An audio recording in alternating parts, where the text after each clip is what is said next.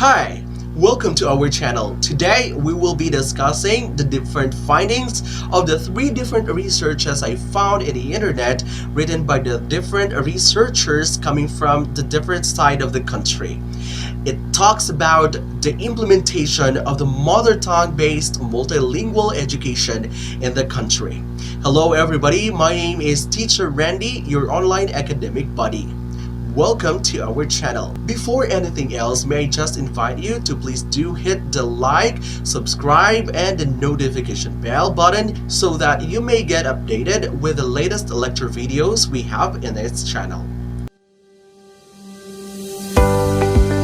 Let's try to scan 3 of the numerous researches we can find in the internet regarding mother tongue-based multilingual education. Let's try this first research coming from John and Cabansag from the College of Arts and Sciences, Isabela State University, Isabela, Philippines, published by the International Journal of English Linguistics, Volume 6, Number 5 in 2016. The implementation of mother tongue-based multilingual education, seeing it from the stakeholders' perspective. Mother tongue-based multilingual education, or MTB-MLE, has carved its niche as a practical and effective approach in the educational landscape. It offers a plausible framework for preparing coming generations to become better adaptive and even rich contributors in the globalized and intercultural world. The gate to the new millennium has brought great zeal in, and at the same time contestations around this educational alternative. This study examined the stakeholders' perspective on the implementation of MTB-MLE as a pedagogical approach. The stakeholders' perspective were explored and analyzed through the results of the different focus group discussions, or FGD, among teachers, pupils, parents, local school board, parents, teachers, and community association, non-government organization, and local government unit. Results of this study indicate 4 main benefits of MTB-MLE, namely expressing better ideas, building self-confidence, better retention, and promoting friendly environment.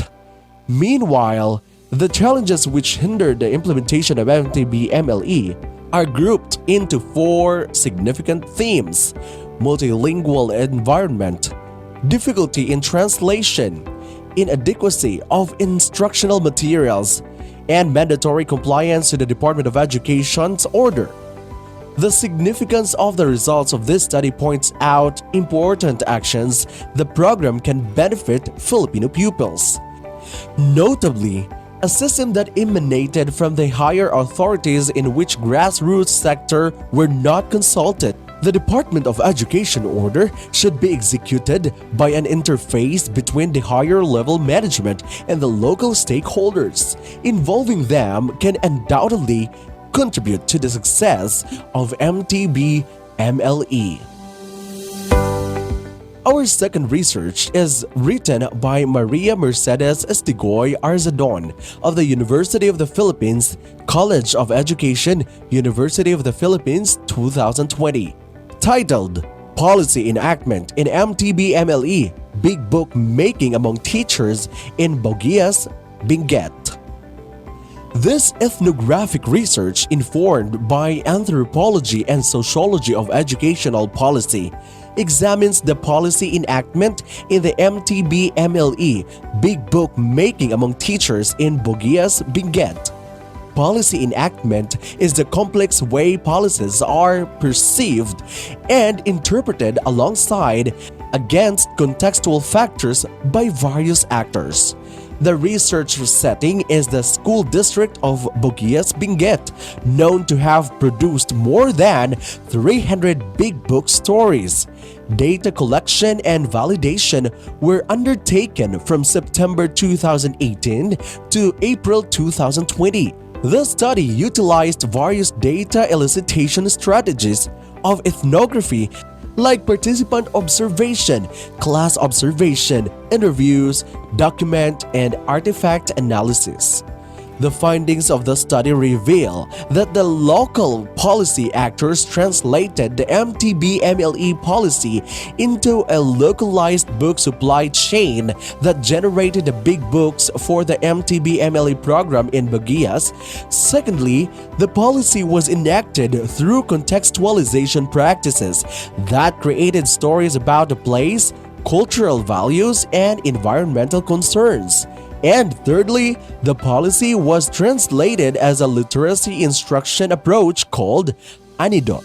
This approach utilizes a locally made primer, standardized and intellectualized academic register of the local language, a set of big books, and ways that made reading a positive experience. Fulfilling the roles of policy actors were the teachers, school heads, supervisors, illustrators, digital printing shop operators, language experts, and the big book as a non-human actor. Being policy entrepreneurs and enthusiasts, the teachers developed expertise as teacher writers, teacher ethnographers, and teacher as MTB-MLE literacy leaders. The big book makers were motivated in various ways to provide a child-friendly learning experience, fulfill the expectations of an MTB-MLE pilot school, become counted in a collective effort of big book making, and earn merits for career advancement. The agency of the big book as a policy actant became apparent as it heightened the visibility and symbolic value of the MTB-MLE policy. The MTB-MLE policy as enacted was found to be limited in its power. The analysis of contextual factors uncovers the following enabling conditions: the spaces of creativity provided by the piloting stage.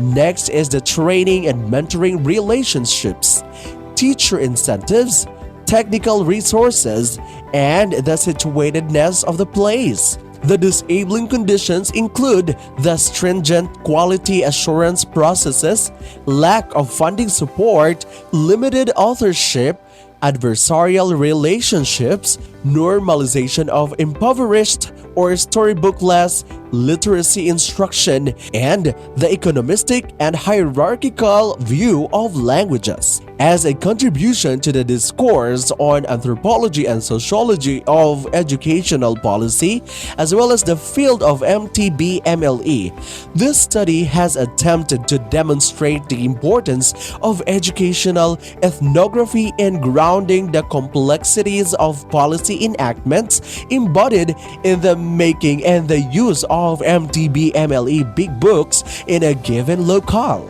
Accordingly, the study has formulated a conceptual model for analyzing policy enactments of MTB-MLE big book making that may be conducted in other settings.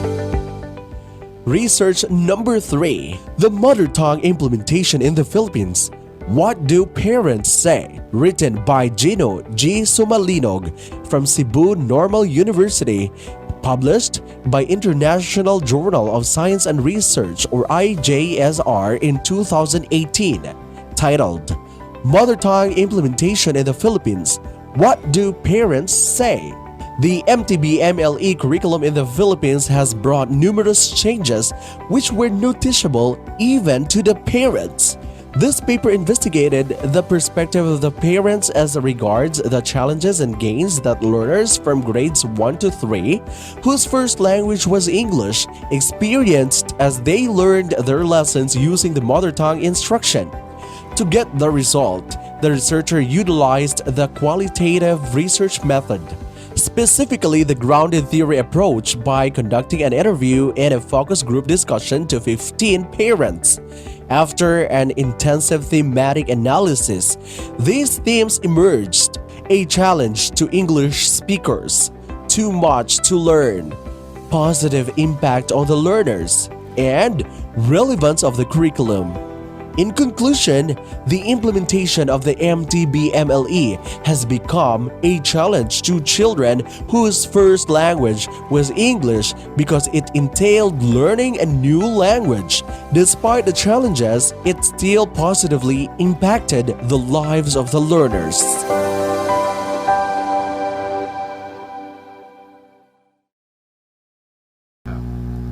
Was the implementation of the mother tongue-based multilingual education or MTB-MLE in the Philippines effective or not? Let me just know your thoughts by writing your comments in the comment section down below. And let me read that for you in the next video. That ends our lecture video for today. My name is Teacher Randy, your online academic buddy. Have a great day, everybody. See you next time in our next video.